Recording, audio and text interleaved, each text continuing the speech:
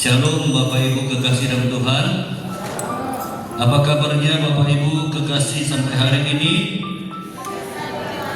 Tetap ikut bulan puasa? Tetap ya. Ya kita tetap ikut bulannya puasa lah ya kan. Banyak orang tanya sama kita, kamu puasa? Ya ikut bulannya tetap puasa ya kan. Baik, hari ini kalau minggu yang lalu tema yang kita bahas, Dia Allah pribadi yang tidak tergantikan, ya begitu ya temanya ya. Jadi minggu ini kita ganti tema, ya tidak mungkin setiap minggu tema itu kita buat. Minggu ini kita ganti,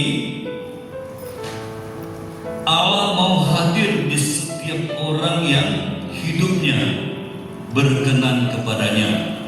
Kita semua orang percaya pasti di tengah-tengah ibadah atau di tengah-tengah doa pribadi atau di tengah-tengah doa apapun pasti kita mengharapkan lewat doa itu Allah itu hadir di tengah-tengah setiap kehidupan kita. Ya, mari kita sama-sama buka Alkitab kita yang terambil dari Yohanes pasal yang kedua. Yohanes pasal yang ke-7. Yohanes pasal yang ke-7. Ini perikop yang ketiga kita bahas ya. Ini ada beberapa perikop. Kita bahas dari perikop yang ketiga. Ayat yang ke-25 sampai 36. Agak panjang sedikit hari ini firman-Nya, ayatnya ya. Kita baca bergantian. Nanti saya baca ayat 25, Bapak Ibu kekasih yang dikasih oleh Tuhan, baca 26, kemudian 36 kita baca bersama-sama. Begini bunyinya firman Tuhan. Ini pertentangan tentang asal Yesus. Dari awalnya, dari judulnya kita udah tahu ya, pertentangan tentang asal Yesus. Ayat 25, beberapa orang yang Yerusalem berkata, bukankah Dia ini yang mereka mau bunuh? 26.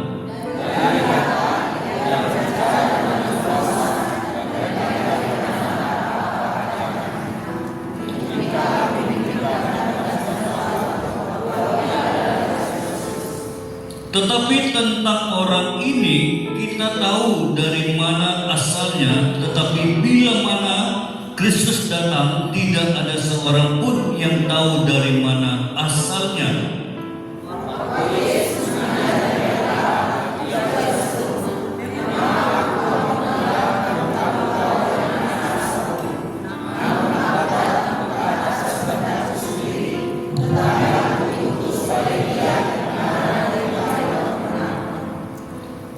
Aku kenal Dia sebab aku datang dari Dia dan Dialah yang mengutus aku.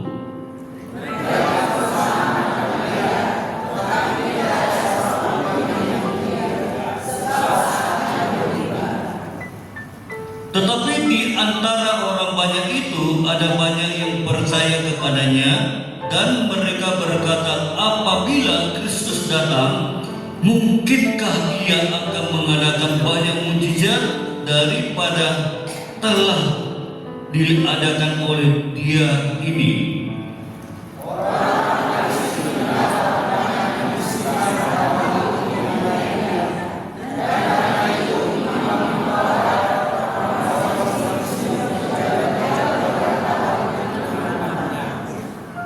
Maka kata Yesus, tinggal sedikit waktu saja, aku ada bersama kamu, dan sesudah itu aku akan pergi kepada Dia yang telah mengutus aku.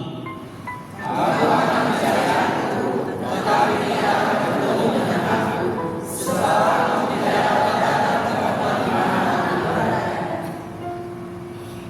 Orang-orang Yahudi itu berkata seorang kepada yang lain, kemanakah Ia akan pergi sehingga kita tidak dapat bertemu dengan Dia? Adakah maksudnya untuk pergi kepada mereka yang tinggal di perantauan di antara orang yang Yunani untuk mengajar orang Yunani? 36 sama-sama.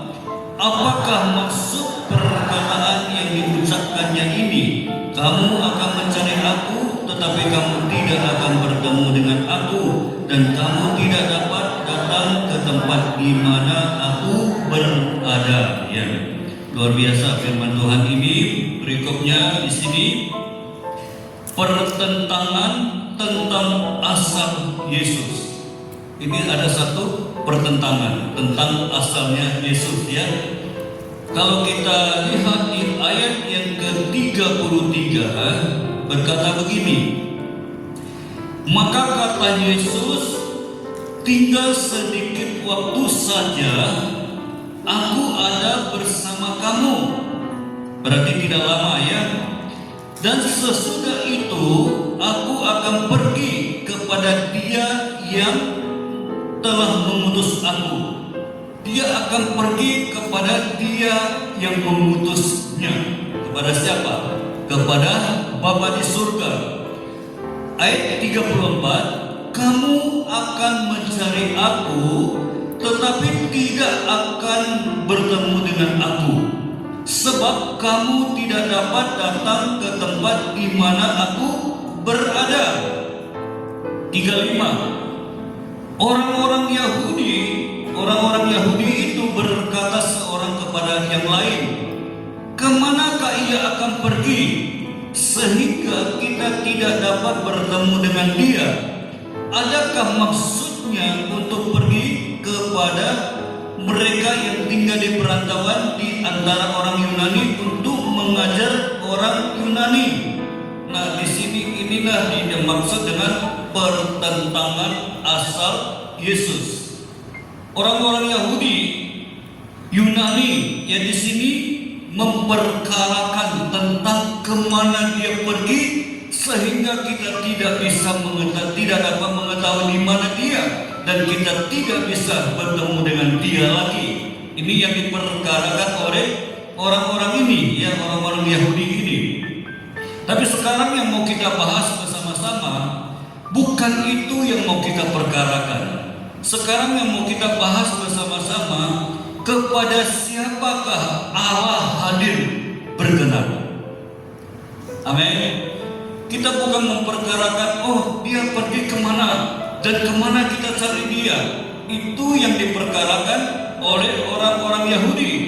Tapi saudara dan saya adalah orang-orang yang dikasihi oleh Tuhan, yang mau kita perkarakan kepada siapakah Allah hadir berkenan hadir. Tentu pasti ada orang-orang yang tertentu baru Allah bisa hadir.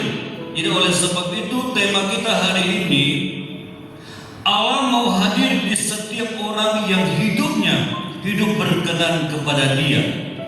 Ayat yang ke-36 berkata begini, apa maksud perkataan yang diucapkannya itu? Ini tanda-tanda, tanya-tanya dalam hati orang Yahudi tadi. Apa maksud perkataan yang diucapkannya ini? Kamu akan mencari aku, tetapi kamu tidak akan bertemu dengan aku, dan kamu tidak dapat datang ke tempat di mana aku berada. Ini yang diperkarakan oleh orang-orang Yahudi ini. Ini yang dipertentangkan, yang asal usul Yesus. Tapi kita tidak memperkarakan itu. Kita yang mau kita perkarakan sekarang, kepada siapakah Allah berkenan hadir? Itu yang mau kita bahas bersama-sama. Amin. Kepada siapakah Allah berkenan hadir? Kepada saudarakah, atau kepada tetanggakah, atau kepada sayakah Allah berkenan hadir? Kita bahas bersama-sama pagi hari ini. Coba kita buka Ibrani pasal yang ke-12. Kitab Ibrani pasalnya pasal yang ke-12 ayat yang kedua. Mari sama-sama kita lihat firman ini, sama-sama kita baca supaya kita mengerti kepada siapakah Allah berkenan hadir. 1, 2 ya. Marilah kita melakukannya dengan mata yang tertuju kepada Yesus yang memimpin kita dalam iman, dan yang membawa iman kita itu kepada kesempurnaan, yang dengan mengabaikan kehinaan tekun memikul salib ganti sukacita yang disediakan Bapa bagi Dia yang sekarang duduk di sebelah kanan tata Allah. Nah, di sini poin yang pertama jawabannya, Allah berkenan hadir di setiap orang percaya yang mata hatinya hanya fokus tertuju kepada Dia saja. Itulah Allah mau hadir. Allah itu berkenan hadir di setiap orang percaya, mata hatinya fokus tertuju hanya kepada Dia saja.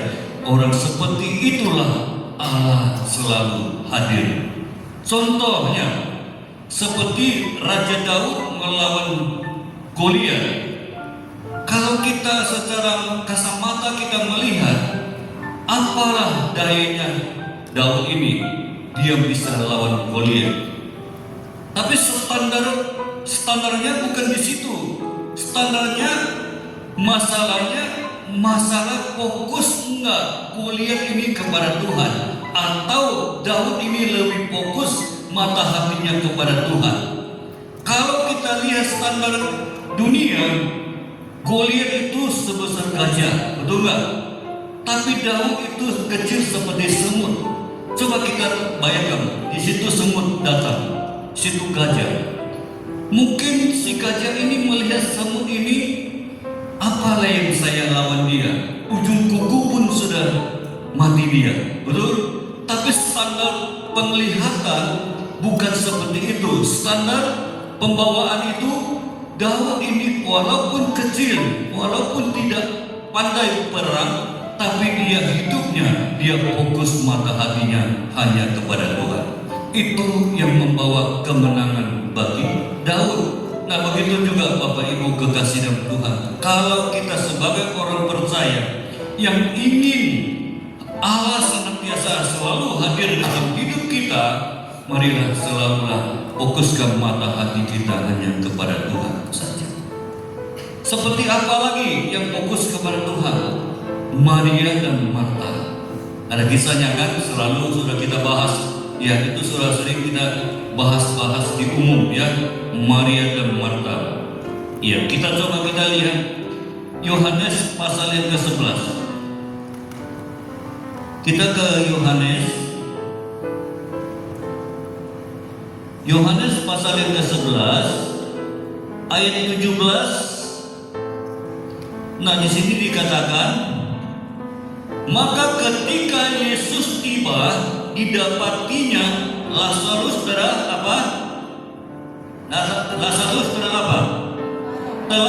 4 hari berbaring di dalam kubur. Betania terletak dekat Yerusalem, kira-kira 2 mil jauhnya. Di situ banyak orang Yahudi telah datang kepada Marta dan Maria untuk menghibur mereka berhubung dengan kematian saudaranya. Ketika Marta mendengar bahwa Yesus datang, ia pergi mendapatkannya, tetapi Maria tinggal di rumah. 21. Maka kata Marta kepada Yesus, Tuhan, sekiranya Engkau ada di sini, saudaraku pasti tidak mati. Tetapi sekarang pun, nah ini ayat 22, perhatikan sama-sama. Kita baca sama-sama, 1, 2 ya. Tetapi sekarang pun aku tahu bahwa Allah akan memberikan kepadamu segala sesuatu yang engkau minta kepadanya. Itulah tanda-tanda orang yang mata hatinya tertuju fokus hanya kepada Tuhan saja. Sekalipun saudaranya sudah 4 hari, Yesus temukan dia yang sudah mati dan terbaring di dalam kubur. Tapi apa kata mata ini kepada Yesus? Itu sangat luar biasa sekali. Ya, mata hati yang tidak memperdulikan, tidak memperkarakan saudaranya ini sudah 4 hari meninggal dan sudah dikuburkan. Tapi mata hati, dia mendengar Yesus lewat dari Betania ini. Dia datang menghampiri dia. Ya, saya tahu. Sekalipun saudaraku sudah 4 hari meninggal, tapi aku tahu engkau masih punya kuasa, karena mata hati dia tertuju hanya kepada, dikatakan ayat 22, tetapi sekarang pun aku tahu, sekarang pun aku tahu. Ya, sekali maksud dia, sekalipun engkau tahu bahwa saudaraku itu sudah mati 4 hari dan dikuburkan, tetapi sekarang aku pun tahu bahwa Allah akan memberikan kepadamu segala sesuatu yang engkau minta kepadanya. Wah, luar biasa. Kenapa enggak hati Yesus itu tidak hidup oleh karena perkataan itu? Begitu juga kadang kita menghadapi sedikit saja, hilang saja uang 10.000 sudah kacau balau, pikiran tak kemana-mana. Betul nggak? Ini dia perkara yang begitu besar. Sekalipun saudaranya sudah Yesus yang temukan mati 4 hari, tapi orang saudaranya ini kata apa? Ini tergantung bagaimana mata hati kita itu fokus nggak kepada Tuhan atau fokus kepada masalah kematian ini. Kalau seandainya Marta dan Maria mata hatinya fokus kepada perkara kematian, tidak ada terjadi apa-apa, mati-mati. Tapi ini mata hatinya tertuju kepada Allah, maka mati pun jadi hidup. Amin. Oleh sebab itu, kalau kita sebagai anak-anak Tuhan, mata hati kita tertuju kepada Allah, Allah hadir selalu di tengah-tengah kehidupan kita dan membawa kehidupan yang kekal bagi saudara. Ayat yang selanjutnya dikatakan, ayat yang ke-23. Kata Yesus kepada Marta, kata Yesus kepada Marta setelah mendengar perkataan yang disampaikan oleh Marta kepada dia, langsung Yesus balas jawabannya. Kata Yesus kepada Marta, saudaramu akan apa? Bangkit. Beri kemuliaan bagi Tuhan. Saudaramu akan bangkit. Itulah mata hati kita kalau tertuju kepada Tuhan. Yesus sendiri berkata, saudaramu akan bangkit. Tadi waktu Yesus temu dia sudah mati belum? Mati. Sudah berapa lama? 4 hari dibaling dalam kuburan. Tapi Yesus mendengar perkataan seorang yang begitu luar biasa, yang mata hatinya hanya fokus tertuju kepada dia yang datang itu. Maka dia katakan, saudaramu tidak mati, saudaramu akan bangkit. Maka ayat yang ke-24, maka kata Marta kepadanya, aku tahu bahwa ia akan bangkit pada waktu orang-orang bangkit pada akhir zaman. Jawab Yesus, akulah kebangkitan dan hidup. Barang siapa percaya kepadaku, ia akan hidup walaupun sudah mati. Walaupun sudah mati, tapi dia akan hidup. Karena mata hatinya tertuju kepada Yesus. Itulah yang Tuhan mau daripada saudara dan saya. Mata hati kita jangan fokus hanya kepada dunia saja, tapi mata hati kita, mari sama-sama kita belajar fokuslah kepada Allah saja. Apalagi kita hidup sudah di akhir zaman sekali, jadi membutuhkan mata hati kita hanya fokus kepada Allah saja. Kalau kita ingin Allah selalu hadir di tengah-tengah kehidupan kita, membawa kehidupan yang kekal bagi saudara saya. Itu yang pertama. Yang kedua kita akan bahas bersama-sama, kepada siapakah Allah berkenan hadir. Yang kedua kita akan lihat, kita buka Matius pasal yang ke-14. Kita buka kitab Matius. Kitab Matius pasal yang ke-14 ayat 22 dan 23. Nah, ini berikutnya apa? Yesus berjalan di atas air, ya. Ini juga sering kita bahas, tapi kita sering bahas firman, maka firman itu maka mengikat kepada firman, ya. Begini bunyi firman Tuhan ayat 22. Sesudah itu Yesus segera memerintah murid-muridnya naik ke perahu dan mendahulunya ke seberang. Sementara itu ia menyuruh orang banyak pulang. 23. Dan setelah orang banyak itu disuruhnya pulang, Yesus naik ke atas bukit untuk berdoa seorang diri. Ketika hari sudah malam, ia sendiri di situ. Ayat 23, 24, perahu murid-muridnya sudah beberapa mil jauhnya dari pantai dan diombang-ambingkan gelombang karena angin sakai. Kira-kira 25 jam 3 malam datanglah Yesus kepada mereka berjalan di atas air. Kira-kira jam 3 Yesus datanglah untuk menjumpai murid-muridnya yang di dalam perahu ini.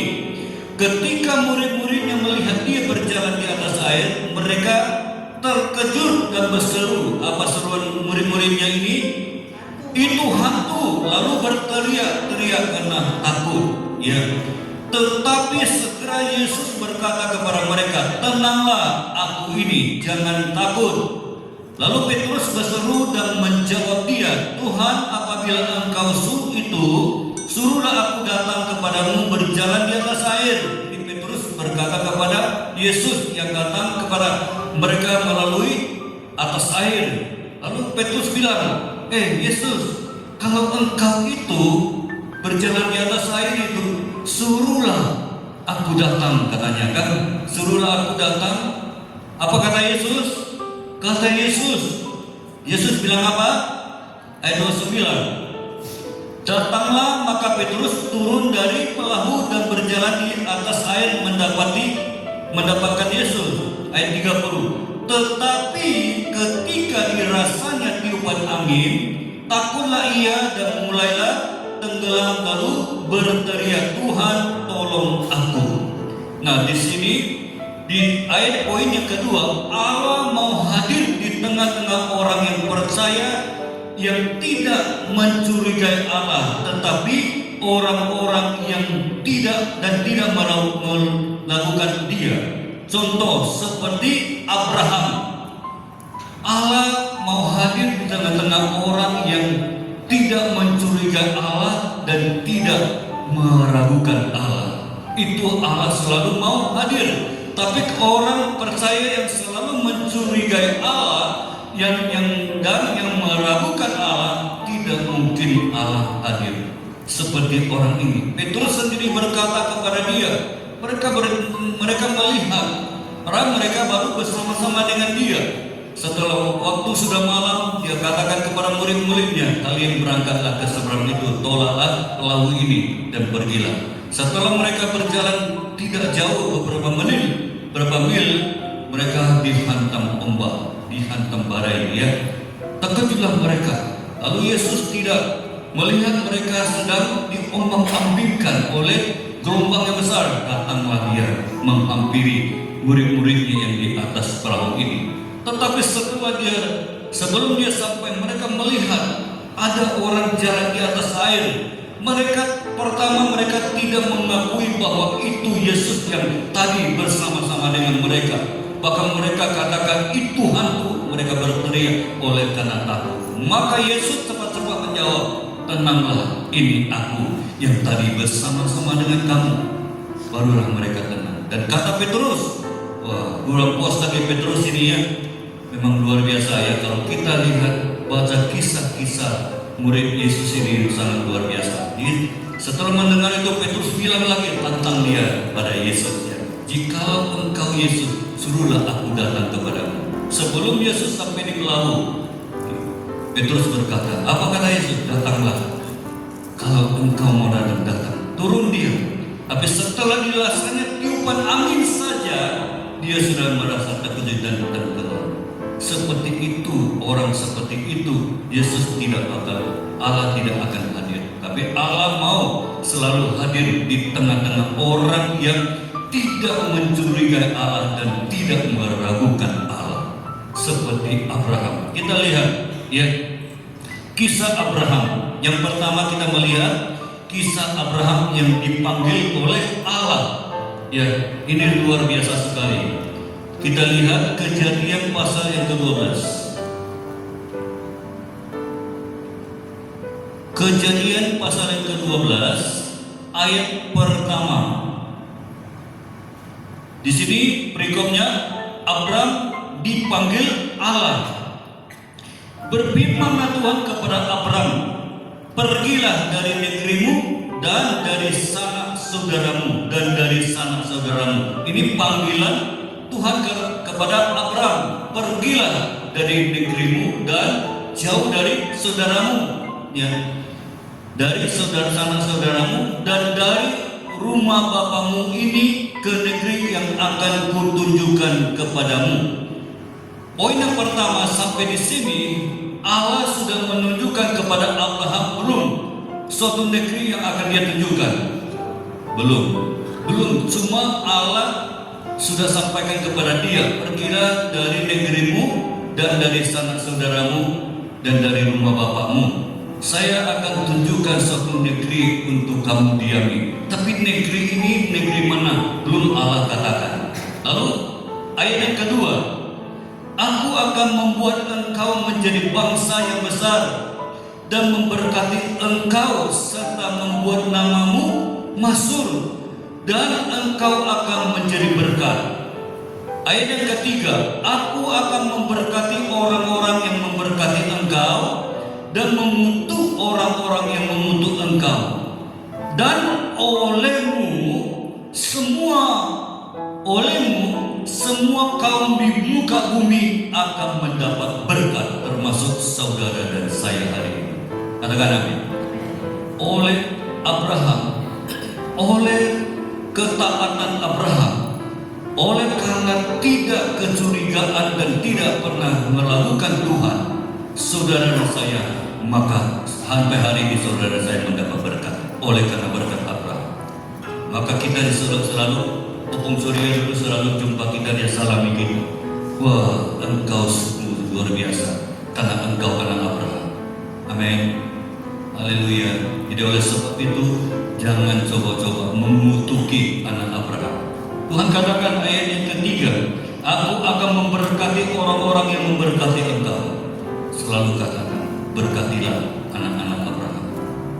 Jangan kutuki. Tapi dikatakan di sini memberkati engkau dan mengutuk orang-orang yang mengutuk engkau, dan oleh semua kaum di muka bumi ini akan mendapat berkat. Kita dapat diberkati hari ini hidup di bumi ini oleh karena berkat Allah. Oleh karena Abraham tidak pernah mencurigai Tuhan dan tidak pernah meragukan Tuhan. Luar biasa, Tuhan panggil dia, Abraham, keluar engkau dari negerimu. Dia sudah enak hidup Abraham di negeri itu, bukan hidup kaleng-kalengan, bukan hidup begitu apa adanya, enggak, hidup mewah Abraham. Tapi oleh karena panggilan Tuhan, dia tidak mencurigai Tuhan dan tidak meragukan panggilan itu. Seperti itulah Allah selalu senang hadir di tengah-tengah orang seperti itu. Maka Allah katakan kepada dia ayat yang kedua, aku akan membuat engkau menjadi bangsa yang besar dan memberkati engkau serta membuat namamu masyhur. Wah, itu janji Allah kepada dia. Tapi lihat, sudah kelihatan belum janjinya itu? Belum apa-apa. Abraham lakukan enggak? Laksanakan. Jadi Allah yang mau orang seperti itu, yang tidak pernah mencurigai Allah dan tidak pernah meragukan Allah. Tapi kita sekarang orang-orang Kristen sampai sekarang masih banyak orang yang masih meragukan Tuhan. Betul? Jujur aja, ya kan? Dan kalau yang jujur katakan amin. Ya, itu yang jujur, iya kan? Jadi jangan kita bilang enggak, aku nggak pernah meragukan Tuhan lagi, aku tidak pernah mencurigai Tuhan. Belum. Jadi kita belajar. Kalau masih ada kita belajar. Amin. Sampai tuntas, sampai sempurna. Jadi maka dikatakan di sini ayat yang keempat, lalu pergilah Abraham. Pergilah Abraham. Ya, pergi enggak? Pergi, kita mencatat. Ya, lalu pergilah Abraham seperti apa? Seperti yang difirmankan, seperti yang Tuhan katakan kepada dia. Tidak ada curiga sedikit pun. Dia ikuti apa? Dari arahan dari Allah. Lalu pergilah Abraham seperti yang difirmankan Tuhan kepadanya, dan Lot pun ikut bersama-sama dengan dia. Abraham berumur berapa? 75 tahun ketika ia berangkat dari Haran. Waktu itu sudah 75 tahun. Kalau manusia sekarang mau kemana lagi 75 tahun? Tapi dia tidak memperkarakan masa umurnya. Dia fokus hatinya kepada Tuhan. Dia tetap ikuti arahan dari Tuhan. Dia tidak pernah meragukan Tuhan. Dia jalani apa yang Tuhan mau. Begitu juga mari kita belajar bersama-sama. Ya, belajarlah sebagai anak-anak Tuhan yang selaras dengan Tuhan. Jangan sedikit pun kita mencurigai Tuhan. Jangan meragukan Tuhan. Dia Allah Israel, Elohim Yahweh, Allah yang memberkati saudara saya, Allah yang berjanji seperti yang dia janjikan kepada Abraham. Begitu juga pasti dia janjikan kepada kita, orang-orang yang tidak mencurigai dia dan tidak melakukan dia. Kalau kita sampai hari ini masih meragukan dia, mari bertobatlah sama-sama supaya kita jangan meragukan Tuhan. Dia Allah yang luar biasa. Ya, itu yang pertama. Hal yang pertama yang dilakukan oleh Abraham. Hal yang kedua kita lihat yang dilakukan oleh Abraham. Kalau kita bahas dari awal, ini panjang kali ya, bukunya panjang kali ceritanya. Tapi kita ambil dari hal-halnya kita bahas ya. Kejadian pasal yang ke-22. Kejadian pasal yang ke-22 ayat pertama juga. Nah, ini berikutnya apa lagi? Kepercayaan. Di sini sudah dibuat namanya Abraham. Tadi Abram ya. Perhatikan saudara, perhatikan tadi di kejadian pasal yang ke-12 tadi masih Abram, tapi sampai di sini sudah dibuat Tuhan ya Abraham ya. Lihat, kepercayaan Abraham diuji. Kepercayaan Abraham diuji ya. Ayat pertama, setelah semuanya itu Allah mencoba Abraham, ia berfirman kepadanya, Abraham. Lalu sahutnya, ya Tuhan, firman-Nya, ambillah anakmu yang tunggal itu yang engkau kasihi, yakni Ishak. Pergilah ke tanah Moria dan persembahkanlah dia di sana sebagai korban bakaran pada salah satu gunung yang akan kukatakan kepadamu. Wah, ini diuji lagi Abraham ini oleh Tuhan ya. Tuhan mencoba dia. Tuhan bilang, Abraham, pergilah. Setelah semua itu terjadi, baru firman Tuhan datang kepada Abraham, ambillah anakmu yang tunggal itu yang engkau kasihi. Yang tunggal berarti yang satu-satunya, tidak ada dua. Satu-satunya anak Abraham yang engkau kasih itu kalimat-kalimat itu kalimat apa yang kita katakan?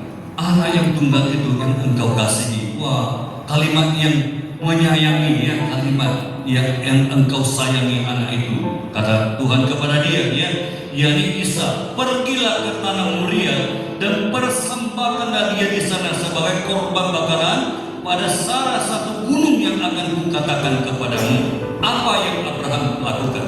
Ayat yang ketiga, coba lihat sama-sama. Keesokan harinya, pagi-pagi bangunlah Abraham. Ia apa yang dikerjakan oleh Abraham? Dia memasang pelana kelalainya dan memanggil 2 orang bujangnya serta siapa? Ishak anaknya. Ia membelah juga kayu untuk apa? Korban bakaran itu. Lalu setelah semua dikerjakannya, pergi nggak Abraham? Berangkatlah ia dan pergi ke tempat yang dikatakan Allah kepadanya.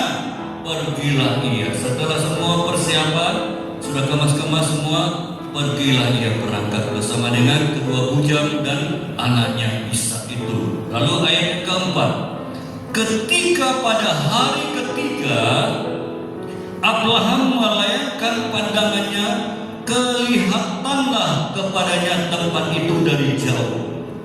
Berarti termakan waktu 2 hari ya, keesokan dan ketiga harinya. Nah, Abraham ini kita melihat dia tidak ada ragunya. Kalau dia masih ragu dengan Tuhan, dia boleh diskusi dengan istrinya. Bisa nggak saya bawa Ishak ini? Ini suara Tuhan kepada saya.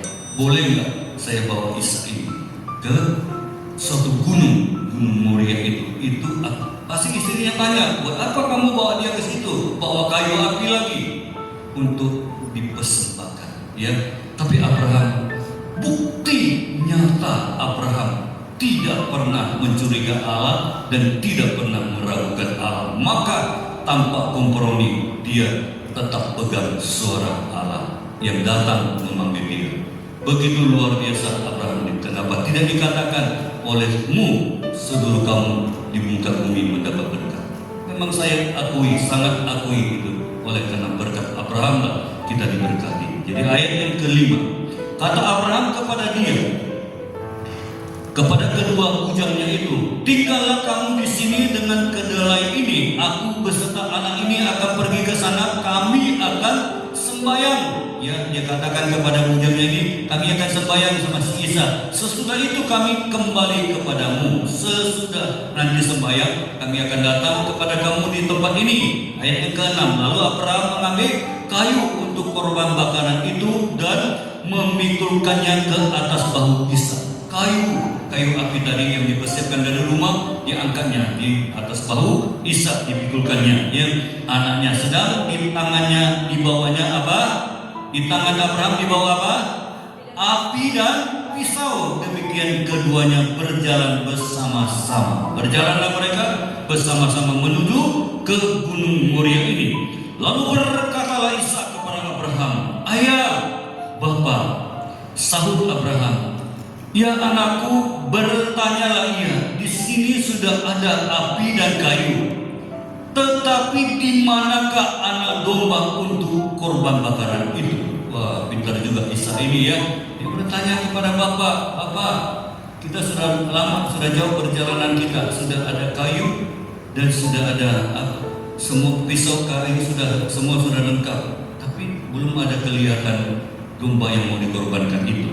Ayat yang ke-8, sahut Abraham, Allah yang akan menyediakan domba itu. Ini lihat, ini perkataan yang sangat-sangat memberkati.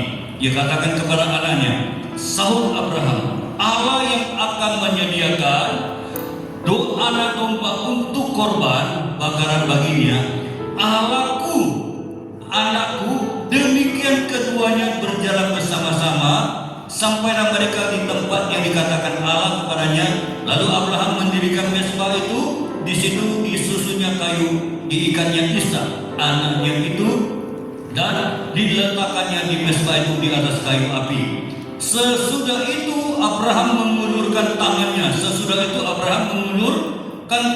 Sesuai yang Tuhan pesankan daripadanya. Ya, lalu mengambil pisau untuk apa? Menyembelih anaknya. Tetapi berserulah malaikat Tuhan dari mana? Dari langit kepadanya. Apa seruan malaikat itu? Abraham, Abraham, sahutnya, ya Tuhan. Lalu ia berfirman, jangan bunuh anak itu dan jangan kau apa-apakan dia. Sebab telah ku ketahui sekarang bahwa engkau takut akan Allah dan engkau tidak segan-segan untuk menyerahkan anakmu yang tunggal kepadaku. Tuhan katakan kepada Abraham, aku tahu bahwa hidupmu hidup takut akan Tuhan. Hidup yang tidak pernah meragukan Tuhan. Hidup yang tidak pernah mencurigai Tuhan. Jangan kau bunuh anak itu dan jangan kau apain. Tuhan sudah siapkan anak domba yang akan disembelih itu. Wah, luar biasa. Begitulah orang seperti itulah Tuhan selalu hadir. Allah selalu hadir. Jadi kadang-kadang kita cemburu. Kadang-kadang kita, kenapa doaku sudah begitu lama? Pergumulanku sudah begitu lama, tidak pernah aku lihat Allah itu muncul, Allah itu hadir dalam hidupku, dalam doaku, dalam pergumulanku. Ternyata kita tidak pernah menyelidiki bagaimana, kepada siapakah Allah berkenan hadir. Mari, ini salah satu contoh yang sangat luar biasa yang harus kita contohi, seperti Abraham. sangat luar biasa sekali. Ya, dia tidak kompromi dengan siapa saja pun. Yang penting panggilan Allah yang harus dia lakukan, dia kerjakan. Bahkan kedua bujangnya ini pun dia tidak katakan kepada mereka, saya akan bawa dia ke atas gunung, saya akan ikat dia dan akan bakar dia di situ. Tidak. Apa dia katakan, kami akan sembahyang ke atas itu. Setelah sembahyang habis selesai, kami akan turun kembali ke sini. Tapi kamu tetap di sini. Luar biasa. Seandainya kalau dia sampaikan kepada kedua bujang ini, pasti kedua bujang ini bilang, jangan. Itu kan anakmu Ishak. Jangan Abraham, jangan lakukan. Datanglah bimbang hatinya. Amin. Oleh sebab itu, mari Bapak Ibu kekasih dalam Tuhan, kita orang yang akan diberkati oleh Tuhan. Taatilah panggilan Tuhan dan jangan pernah ragukan Tuhan dan jangan pernah curigai Tuhan. Pasti Tuhan selalu hadir di tengah-tengah kehidupan kita. Itu yang kedua. Yang selanjutnya, kepada siapakah Allah berkenan hadir? Yang selanjutnya, yang ketiga, kita buka kitab Lukas pasal yang kelima. Lukas pasal yang kelima. Lukas pasal yang kelima ayat pertama sampai ayat yang keenam. Nah, ini perikopnya apa?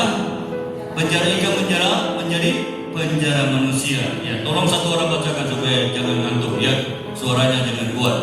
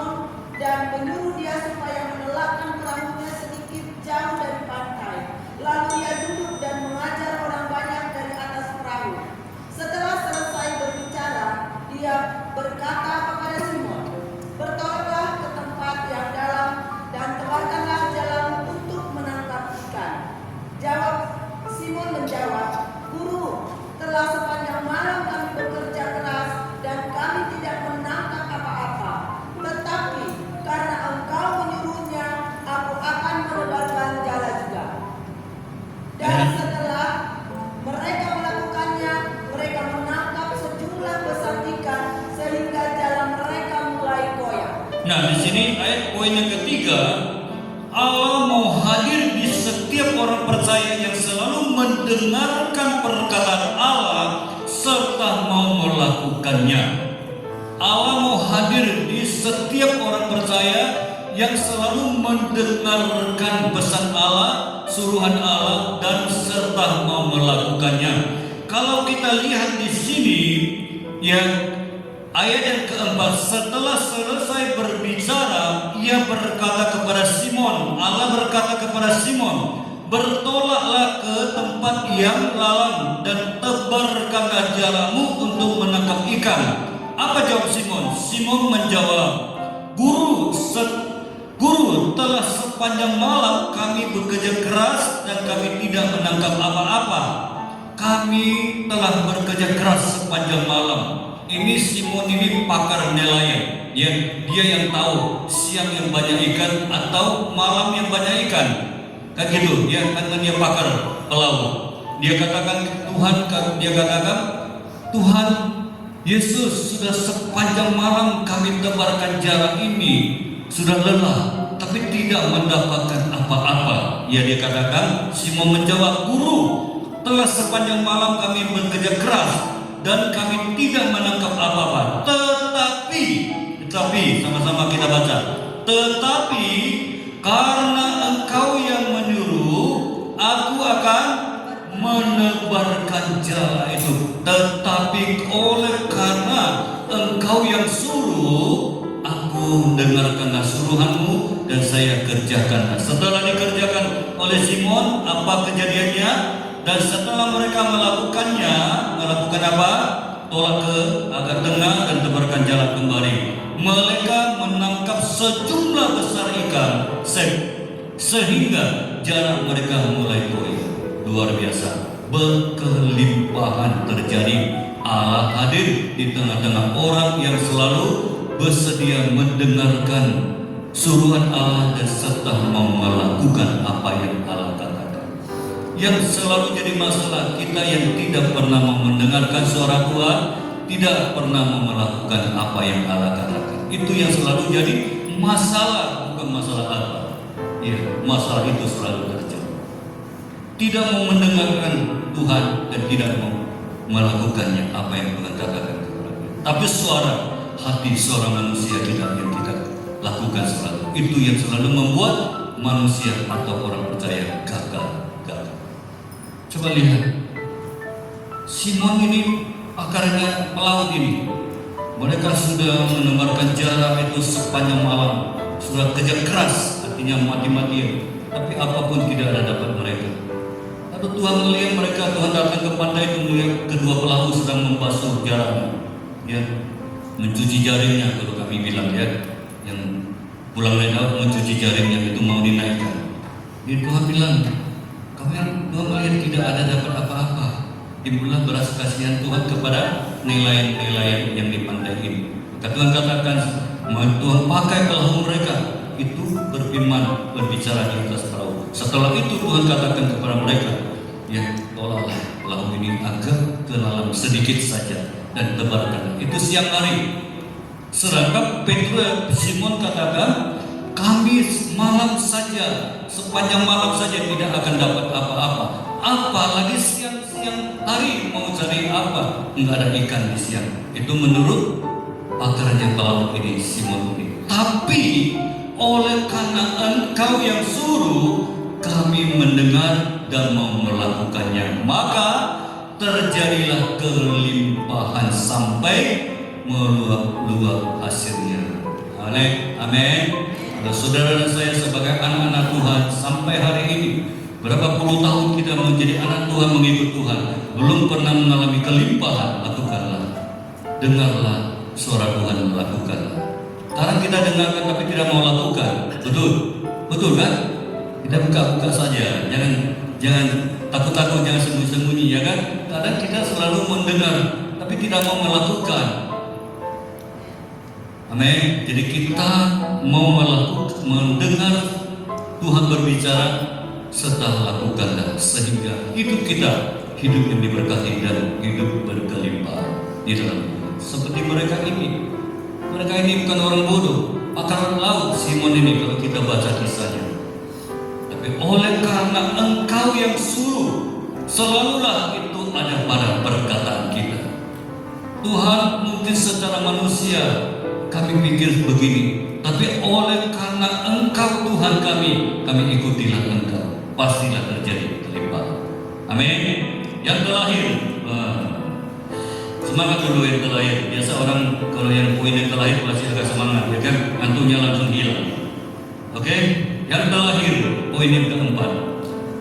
Apa yang akan Allah sampaikan kepada orang-orang yang hidupnya berkenan kepada Dia? Ada suatu hal yang sangat luar biasa yang Allah akan sampaikan kepada kita, orang-orang yang hidup berkenan kepada Dia. Kita mau dengarkan apa yang Allah sampaikan kepada kita. Coba kita buka 1 Petrus pasal yang kedua.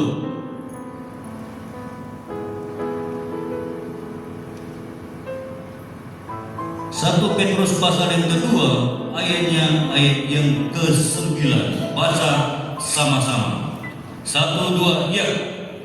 Tetapi kamulah bangsa yang terpilih, imamat yang rajani, bangsa yang kudus, umat kepunyaan Allah sendiri. Supaya apa? Supaya kamu memberitakan perbuatan-perbuatan yang besar dari Dia yang telah memanggil kamu keluar dari kegelapan kepada terangnya yang ajaib. Yang kita bahas dari poin pertama sampai poin yang ketiga, perkara-perkara besar yang Allah lakukan atau tidak menurut saudara? Sangat besar. Ya, orang mati dibangkitkan. Penghasilan tidak ada apa-apa, Allah buat berkelimpahan. Apalagi kurang. Amin. Maka dikatakan, tetapi kamulah bangsa yang terpilih, anak keturunan dari Abraham. Amin. Haleluya. Siapa ingin menjadi anak Abraham? Kita semua ingin jadi anak Abraham. Oleh karena Tuhan sudah katakan kepada Abraham, olehmu semua kaum di muka bumi diberkati. Jangan kutuki anak Abraham, tapi berkatilah anak Abraham, supaya saudara dan saya diberkati. Maka dikatakan, tetapi kamulah bangsa yang terpilih, imamat yang rajani, bangsa yang kudus, umat kepunyaan siapa? Allah sendiri, keturunan Abraham.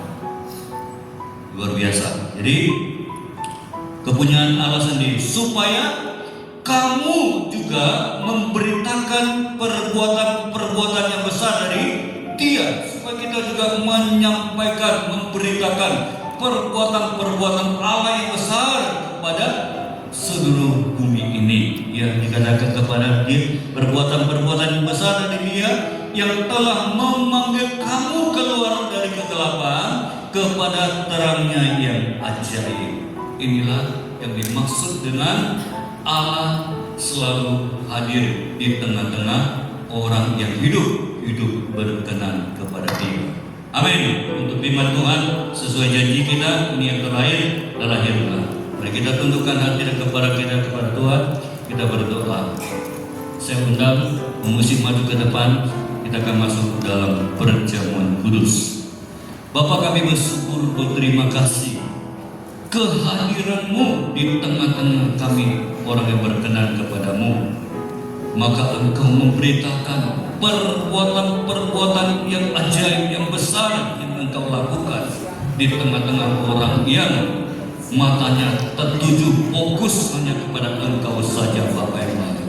Dan orang yang tidak pernah mencurigai Engkau, ya Bapa yang baik. Maka Engkau katakan, kamilah bangsa yang kepunyaan Allah sendiri, supaya kami memberitakan perbuatan-Mu, perbuatan yang ajaib. Haleluya. Bapa, kami bersyukur, berterima kasih. Mari kita angkat pujian, kita katakan kepada Tuhan, Ku mau pikul salib-Mu. Haleluya. Sama-sama kita angkat pujian ini. Kita akan masuk dalam perjamuan kudus.